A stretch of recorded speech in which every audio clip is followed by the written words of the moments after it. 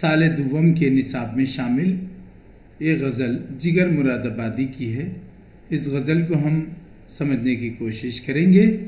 गज़ल जिगर मुरादाबादी की है। इसका पहला मिसरा है, वो अदाए दिलबरी हो के नवाए आशिखाना। जिगर मुरादाबादी की ये गज़ल बहुत ही मशहूर है। वो अदाए दिलबरी हो के नवाए आशिखाना। जिगर मुरादाबादी, इनको रईसुल मुतग़ज़्ज़िलीन भी कहा जाता है। जदीद दौर की जो गज़ल गोई है, जदीद गज़ल गो शोरा हैं, उनमें जिगर मुरादाबादी का नाम बहुत अहम है। असर जदीद के मकबूल शोरा में शुमार होता है जिगर मुरादाबादी का। इनका असल नाम अली सिकंदर था। मुरादाबादी नाम के साथ है तो इनका ताल्लुक़ शहर मुरादाबाद से था, जो कि एक ज़िला है उत्तर प्रदेश में। इनकी विलादत 1890 में हुई थी। इनके वालिद अली नज़र थे, जो कि ख़ुद एक साहब दीवान शायर थे। उनसे विरसे में इनको शायरी मिली। जिगर मुरादाबादी का इंतकाल 1960 में हुआ। जिगर मुरादाबादी का वक्त जो है कुछ हिस्सा आज़मगढ़ वग़ैरह में गुज़रा। जिगर मुरादाबादी की चूँकि आला तालीम नहीं हो सकी थी, लेकिन मैट्रिक तक इन्होंने तालीम पाई थी। इनकी गज़ल में फ़लसफ़ा वग़ैरह नहीं है, लेकिन हुस्न व इश्क़ के और ज़ाती तजर्बात हैं और सादगी के साथ पुरकारी पाई जाती है। ये जिगर मुरादाबादी की गज़लों की खुसूसियत है।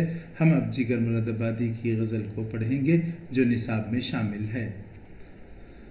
अपनी इस गज़ल के मतले में जिगर मुरादाबादी कहते हैं, वो अदाए दिलबरी हो के नवाए आशिखाना। वो अदाए दिलबरी हो के नवाए आशिखाना। जो दिलों को फतह कर ले वही फातिह ज़माना। जिगर कहते हैं कि वो दिलबरी की अदाएँ हों या आशिखाना नग़मे हों, आशिखाना तरन्नुम हो या दिलबरी की अदाएँ हों, ये सब चीज़ें अलग हैं, ये सब चीज़ें आर्जी हैं। इन सब चीज़ों से दायमी दिलों पर फतह हासिल नहीं होती। दिलों को जो फतह कर लेता है, दिलों को जो जीत लेता है, वो जो दिलों पर हुक्मरानी करता है, वही फातिह ज़माना कहलाता है। जिगर का ख्याल ये है कि दिलबरी की अदाएँ, आशिखाना नवाएँ और तराने और फ़नून लतीफ़ा, ये सब चीज़ें हैं लेकिन आर्जी हैं। जो अखलाक के साथ दिलों पर फतह हासिल कर सकता है, दिलों को जो फतह कर लेता है, वो फातिह ज़माना कहलाता है। असल चीज़ मुल्कों को फतह करने की या ओहदों पे फतह हासिल करने की नहीं है, बल्कि असल चीज़ है दिलों पर फतह करना, दिलों पर हुक्मरानी करना। दिलों पर हुकूमत करने के लिए अखलाक, औसाफ और अच्छे किरदार का होना ज़रूरी है। जिसके पास अखलाक होते हैं, बुलंद अतवार होते हैं और अच्छे अक़दार होते हैं, लोग सब खुद उसकी जो है क़द्र करने लगते हैं और उसके एहतराम करते हैं। तो जो दिलों को फतह कर लेता है वही फातिह ज़माना कहलाता है। जिगर कहते हैं, कभी हुस्न की तबीयत न बदल सका ज़माना। कभी हुस्न की तबीयत न बदल सका ज़माना। वही नाज़े बेनियाज़ी, वही शान खुसरवाना।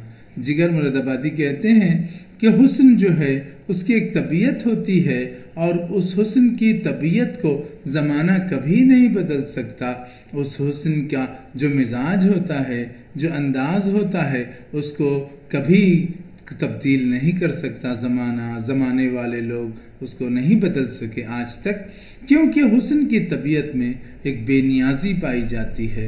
वही नाज़ बेनियाज़ी, एक अंदाज़ होता है गुरूर और तकब्बुर का, घमंड का, और वो बादशाहाना शान होती है।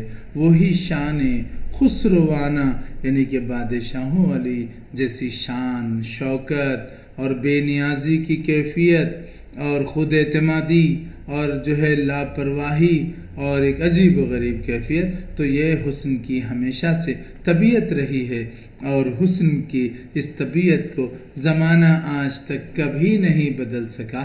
جگر یہی کہنا چاہتے ہیں کہ کبھی حسن کی طبیعت کو زمانہ نہیں بدل سکا، کیونکہ حسن کی طبیعت میں ایک بے نیازی اور ایک ناز اور انداز اور انانیت پائی جاتی ہے، اور بادشاہوں جیسی شان و شوکت پائی جاتی ہے۔ اس شعر میں جگر کہتے ہیں، تیرے عشق کی کرامت یہ اگر نہیں تو کیا ہے؟ یہ تیرے عشق کی کرامت نہیں تو پھر آخر یہ کیا ہے کہ زمانہ میرے پاس سے کبھی بے ادب نہیں گزرتا۔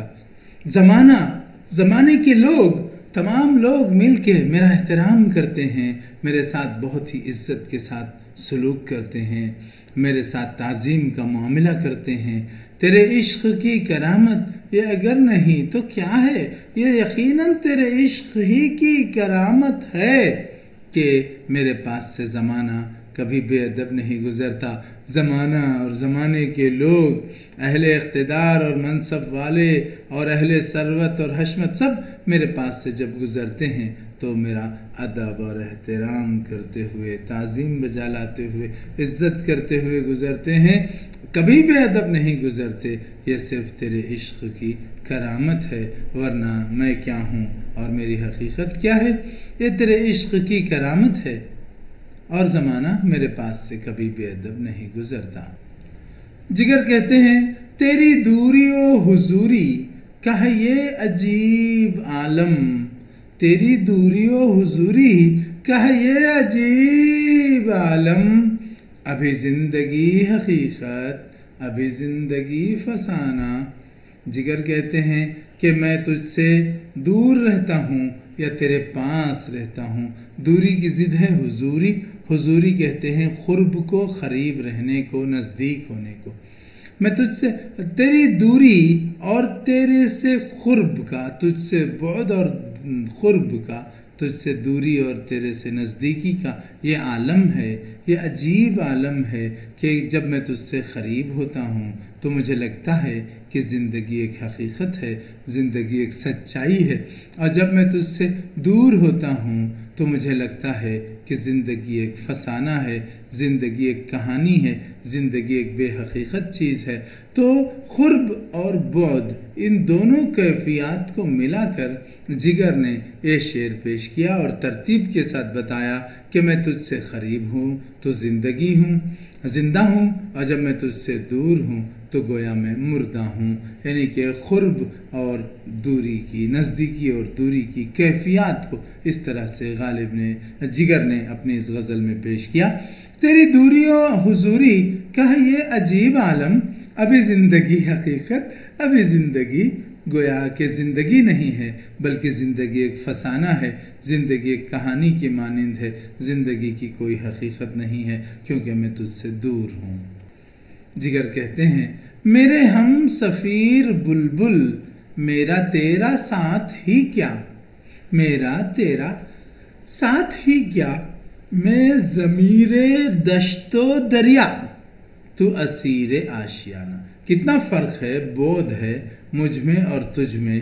اے بلبل، گرچہ کہ تو میرا ہم آواز ہے، تیری اور میری آواز ہے، میں بھی گاتا ہوں، شاعر ہوں، میں بھی گنگناتا ہوں، اور بلبل جو ہے وہ بھی چہکتا ہے، اس کا بھی ایک نغمہ ہوتا ہے، وہ بھی اپنی آواز سے اپنی کیفیت کو پیش کرتا ہے۔ لیکن جگر کہتے ہیں، اے میرے ہم آواز بلبل، میرا اور تیرا کوئی ساتھ نہیں ہے، ہم دونوں میں بہت فرق ہے، میرا اور تیرا کوئی ساتھ نہیں۔ کیوں؟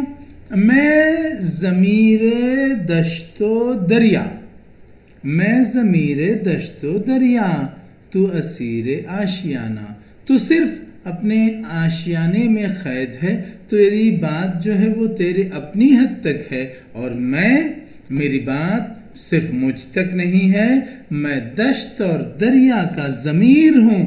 میری کیفیت صرف مجھ تک محدود نہیں ہے بلکہ میرے علاوہ جنگل اور دریا اور پوری دنیا اور پورے سب لوگوں پر جو کیفیات بیتتی ہیں اس کو میں محسوس کرتا ہوں اور میں اپنی شاعری میں اس کو جگہ دیتا ہوں۔ تو اے بلبل، گرچہ کہ تو بھی گا رہا ہے، گرچہ کہ شاعر ہونے کی حیثیت سے میں بھی نغمہ گا رہا ہوں، لیکن مجھ میں اور تجھ میں فرق ہے۔ میں دشت و دریا کا ضمیر ہوں، میں بہت کشادہ فکر رکھتا ہوں، میں عالمی اور بہت ہی وسیع آفاقی تناظر میں سوچتا ہوں، اور تو صرف اپنی حد تک، اپنی ذات کی حد تک محدود اور قید ہے، اور تو اپنے آشیانے کا اسیر ہے۔ تیرا مقصد صرف اپنی تیری ذات ہے اور تیرا غم تیرا اپنا ذاتی غم ہے۔ اس شعر کو مزید تفصیل کے ساتھ جگر اگلے شعر میں کہتے ہیں، سماعت فرمائیے۔ اب جگر مزید وضاحت سے کہتے ہیں، میں وہ صاف ہی نہ کہہ دوں جو ہے فرق مجھ میں تجھ میں۔ میں وضاحت کے ساتھ صاف صاف یہ بات کہہ دیتا ہوں کہ مجھ میں اور تجھ میں کیا فرق ہے، مجھ میں اور تجھ میں کیا فرق ہے، کیونکہ تو بھی میرا ہم سفیر بلبل ہے، لیکن میرا اور تیرا کوئی ساتھ نہیں ہے۔ پچھلے شعر میں کہا نا، تو جو فرق مجھ میں اور تجھ میں ہے وہ میں وضاحت سے کہہ دیتا ہوں۔ وہ یہ ہے کہ تیرا درد درد تنہا، تیرا جو درد ہے وہ تنہا صرف تیرا اپنا درد ہے، تیری اپنی ذات کی حد تک محدود ہے۔ میرا غم غم زمانہ، میرا جو غم ہے وہ صرف میرا نہیں ہے، زمانے بھر کا غم ہے، مجھے پورے لوگوں کا احساس ہے، میں ہر ذی نفس کا، ہر وجود کے بارے میں سوچتا ہوں۔ میرا غم میرا اپنا غم نہیں ہے، غم زمانہ ہے۔ جیسے کہ پہلے کہا تھا کہ میں ضمیر دشت و دریا اور تو صرف اپنے آشیانے کا اسیر ہے، تو اسیر آشیانہ۔ تو کہا کہ تیرا درد جو ہے وہ درد تنہا ہے اور میرا غم زمانے بھر کا غم ہے۔ اس لیے جس کو زمانے بھر کا غم ہوتا ہے اور جس کو صرف اپنی ذات کا غم ہوتا ہے وہ دونوں کبھی برابر نہیں ہو سکتے۔ میں وہ صاف ہی نہ کہہ دوں جو ہے فرق مجھ میں تجھ میں، تیرا درد درد تنہا، میرا غم غم زمانہ۔ یہ جگر کی غزل کا مقطع ہے۔ حالانکہ غزل کے بہت شعر ہیں، بہت سارے اشعار ہمارے نصاب میں شامل نہیں ہیں، ہم اس شعر کو پڑھتے ہیں جو کہ مقطع ہے، آخری شعر ہے۔ جگر کہتے ہیں، تیرے دل کے ٹوٹنے پر ہے کسی کو ناز کیا کیا، تیرے دل کے ٹوٹنے پر ہے کسی کو ناز کیا کیا، تجھے اے جگر مبارک یہ شکست فاتحانہ۔ جگر کہتے ہیں کہ اے جگر، تیرے دل کے ٹوٹنے پر کسی کو بہت خوشی ہے، بہت ناز ہے، بہت زیادہ اس پر بھرم ہے، تیرے دل کے ٹوٹنے پر کسی کو ناز ہے۔ اے جگر، تجھے یہ فتح مبارک ہو، حالانکہ یہ شکست ہے لیکن یہ فاتحانہ شکست ہے۔ تو نے دانستہ طور پر اس شکست کو اختیار کیا، چاہتے ہوئے بھی تو جیتے بغیر ہار گیا ہے، یہ ہارتے ہوئے بھی گویا تو جیت گیا ہے۔ اے جگر، تجھے یہ شکست مبارک ہو کیونکہ اس میں تیری فتح ہے۔